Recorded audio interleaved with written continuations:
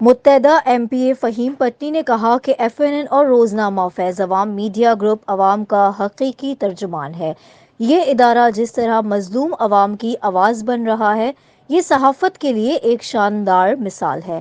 M Q M Pakistan کے P S 113 کے M P اے فہیم پٹنی نے ایف این این اور روزنامہ فیض عوام کے آفس کا دورہ کیا، جہاں الفیض ملٹی نیشنل گروپ کے سی ای او اور چیف ایڈیٹر روزنامہ فیض عوام شاہد علی بھٹو نے ان کا استقبال کیا۔ اس موقع پر آل سندھ تاجر اتحاد کے ترجمان محمد حمیر خان اور دیگر بھی ایم پی اے کے ہمراہ تھے، جبکہ ایف این این و فیض عوام کے جنرل مینیجر حبیب الرحمان نکرچ نے نیوز کے حوالے سے تفصیلی بریفنگ دی۔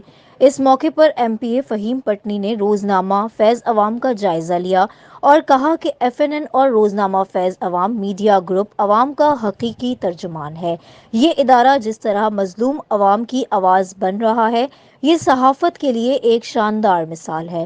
انہوں نے ایف این این اور روزنامہ فیض عوام کے تمام ورکرز کی بھی تعریف کی اور کہا کہ پر امید ہیں کہ آئندہ بھی وہ اسی طرح عوام کے حقوق کی آواز بنتے رہیں گے۔